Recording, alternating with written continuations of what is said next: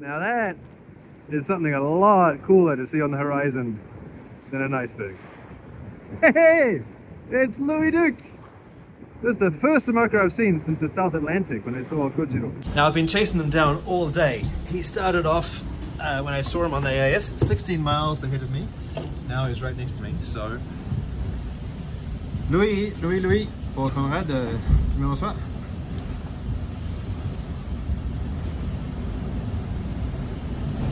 Haven't yet spoken to him. I was hoping that we'd get close enough to have a decent connection. We'll see if he picks up. Hey, Conrad, comment tu fais? Hey, salut, comment ça va? Putain, sors de la valette, mais comme je suis en mode compas, je suis à moitié arrêté. Ah, c'est le bordel. Ouais, c'est cool. Bah, je suis ravi d'être à nouveau dans le groupe de poursuivants. J'ai passé beaucoup de temps tout seul, mais vraiment tout seul. Et du coup, je suis bien content d'être parmi vous à nouveau.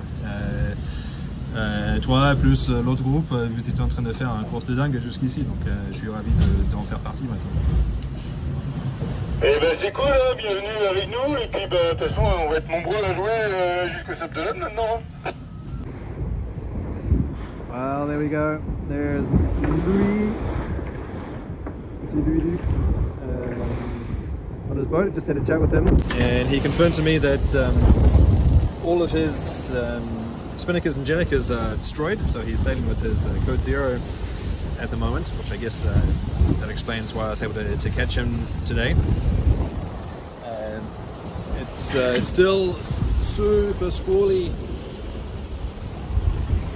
and unstable out here, and so I'm still sailing finally with the full main. You can see the full MS-Amlin logo up there, which is cool, but still with the small jenniker and the J3. That just means that I can manage the squalls a little bit better, because at the moment we've got 20 knots of wind, but sometimes it comes through with 25, 27, 28, 30, 32, and that gets a little spicy, and I didn't want to try the masthead sail for the moment. So it's cool. It feels just look at that. It feels just so cool to see another boat. I haven't seen one since the South Atlantic, when Concurrent and Benjamin Ferret were sailing really close to me. And then, as you know, I got chucked out the back when I had a problem with the electronics, and then took that option up by New Zealand. So I haven't been having these sort of encounters in the middle of the ocean like everybody else.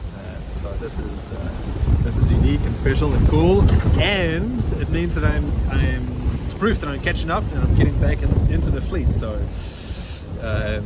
with 3 days sailing before the end of the Pacific, then this is exciting. It's going to be a South Atlantic and a North Atlantic to get home back to Le Sable d'Olonne.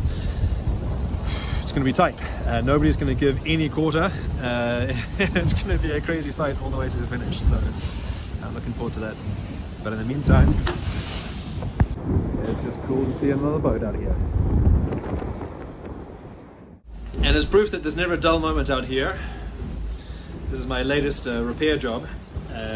Looks like a stump, but it's actually the end of the jockey pole, the spinnaker sheet jockey pole, and the carbon split when I did a bad jibe, and ended up with the boat completely on its side and dragging this pole through the water, and unsurprisingly it didn't like that. So the carbon split open, and this titanium connecting point broke out, made its bid for freedom.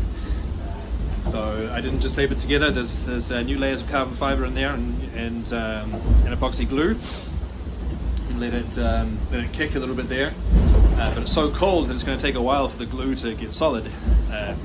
So I'll give it a couple of hours, and then I'll come over here with the kettle and steam it, and actually get the internal temperature of the glue high enough to allow it to cure properly.